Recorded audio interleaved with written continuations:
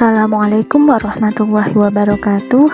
Perkenalkan, saya Nadia Salsabila Al-Razi dengan NIM 42014180555. Nah, pada kesempatan kali ini saya akan sedikit memberi penjelasan mengenai problem based learning beserta contohnya dalam pembelajaran di sekolah. Nah, apa itu problem based learning? Nah, kita tahu bahwa kehidupan itu identik dengan menghadapi masalah. Model pembelajaran ini bertujuan untuk melatih dan mengembangkan kemampuan untuk menyelesaikan masalah yang berorientasi pada masalah otentik dalam kehidupan aktual siswa untuk merangsang kemampuan berpikir tingkat tinggi. Nah, kondisi yang tetap harus dipelihara dalam pembelajaran problem adalah suasana kondusif, terbuka, negosiasi, demokratis, suasana nyaman dan menyenangkan agar siswa dapat berpikir secara optimal. Nah, terdapat beberapa indikator dalam problem based learning.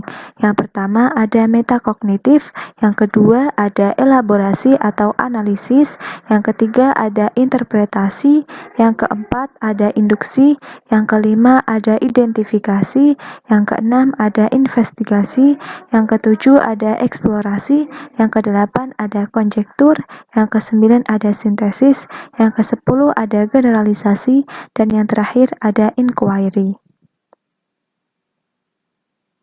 Nah, selanjutnya saya akan memberikan contoh mengenai pembelajaran problem based learning.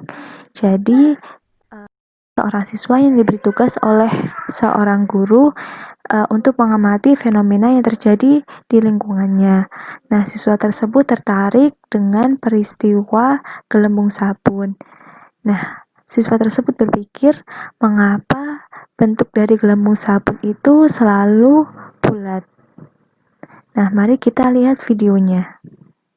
Nah, ini merupakan contoh festival gelembung udara yang diadakan, gelembung sabun yang diadakan oleh suatu negara. Nah, sepertinya asyik sekali ya. Semua kalangan mengikuti, dimulai dari anak-anak, remaja sampai dewasa.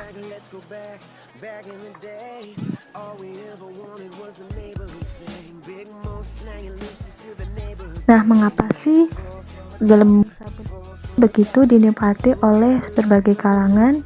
Nah, terdapat beberapa alasan. Di antaranya yaitu gampang dan murah dalam membuatnya, yaitu kita cukup menyediakan air serta sabun. Selain itu, bentuknya yang bulat dan gembul-gembul juga lucu ketika tertiup angin. Warnanya juga seperti pelangi. Nah, yang mempengaruhi warnanya ini jenis sabunnya.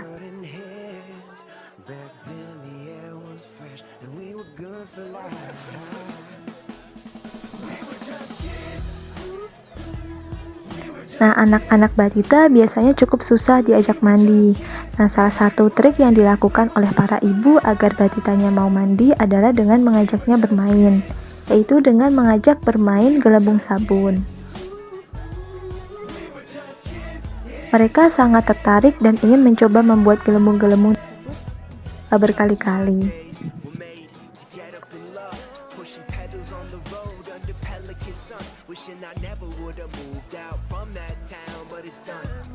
Nah, mengapa sih bentuk dari gelembung sabun selalu berbentuk bulat?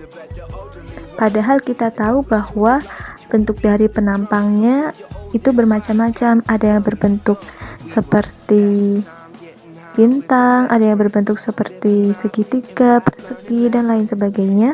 Namun, gelembung yang dihasilkan tetap berbentuk bulat. Itu kenapa ya kira-kira? Nah, kita tidak akan membahasnya sekarang, melainkan nanti.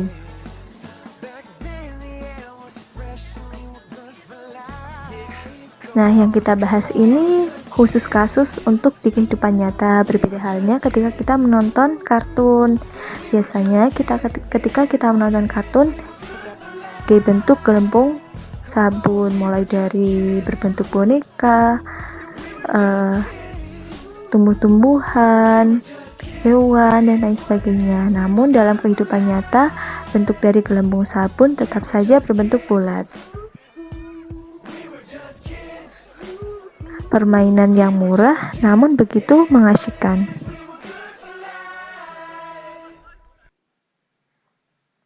Nah, sebelum kita mencari tahu mengapa semua gelembung berbentuk bulat, mari kita mencari tahu apa itu gelembung dan bagaimana gelembung itu dapat terbentuk. Gelembung sabun merupakan lapisan tipis air sabun yang membungkus volume udara tertentu. Nah, lapisan tipis ini terbentuk karena adanya dua ujung sabun yang bergerak ke dua arah yang berbeda. Lapisan tipis ini terdiri dari dua lapisan molekul sabun yang kemudian membungkus lapisan air yang tipis dan membuat udara terperangkap di antaranya. Karena gelembung terbentuk hanya dari lapisan air sabun yang tipis, ini menyebabkan gelembung dapat pecah dengan mudah. Gelembung sabun biasanya hanya bertahan beberapa detik dan akan pecah saat bersentuhan dengan benda lain atau dipecahkan menggunakan benda yang ujungnya tajam. Selain bersentuhan dengan permukaan benda lain, gelembung sabun juga bisa pecah saat air di antara permukaan lapisan tipis tadi menguap.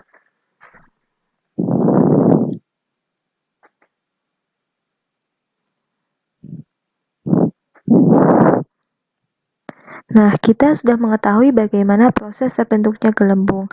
Lalu, mengapa gelembung selalu berbentuk bulat ya?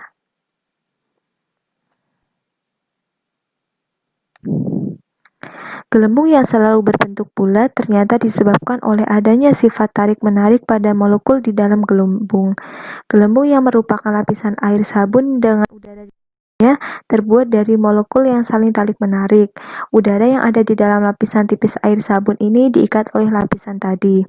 Karena molekul yang ada di dalam lapisan air sabun ini adalah gas, maka molekul ini memberikan kekuatan yang sama pada setiap titik permukaan yang bersentuhan dengannya. Adanya kekuatan tarik-menarik ke permukaan oleh udara di dalam lapisan air sabun membuat lapisan tipis ini berkontraksi dan melebar sampai titik maksimal. Pada titik ini, kekuatan yang diberikan dan dialami oleh lapisan air sabun dan udara di dalamnya berada pada titik seimbang. Nah, bentuk yang dihasilkan dari keseimbangan kekuatan inilah yang kemudian menghasilkan bentuk bulat. Secara matematis, bentuk bulat merupakan satu-satunya bentuk di mana setiap titiknya sama persis dengan setiap titik lainnya dalam bentuk itu.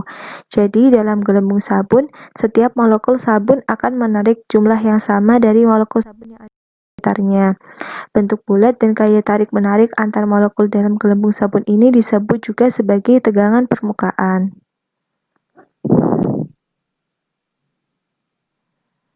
Nah, tadi merupakan contoh pembelajaran dengan metode problem based learning. Jadi, siswa berusaha untuk menyelesaikan sesuatu atau sebuah masalah yang mereka hadapi dalam kehidupan sehari-hari. Nah, tadi masalah yang dialami oleh seorang anak itu ketidaktahuan mengapa gelembung itu bentuknya selalu bulat.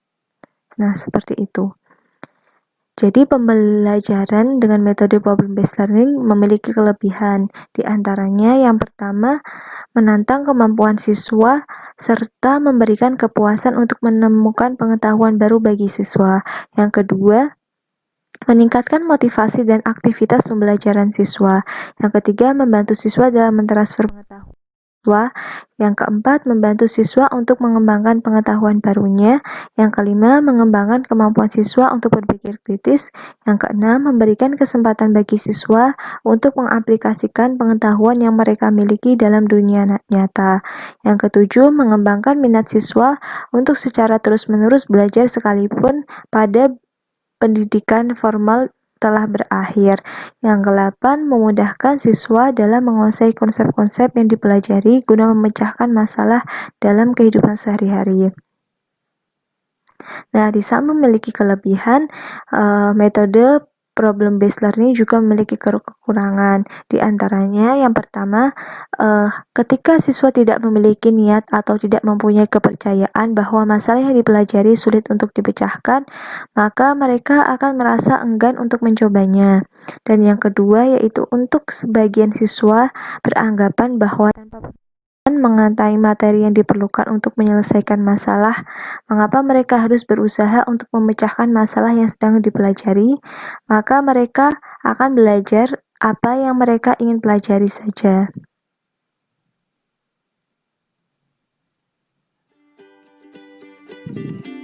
Nah, mungkin itu yang dapat saya sampaikan mengenai pembelajaran dengan metode problem based learning beserta contoh penerapannya. Apabila ada tutur kata yang kurang berkenan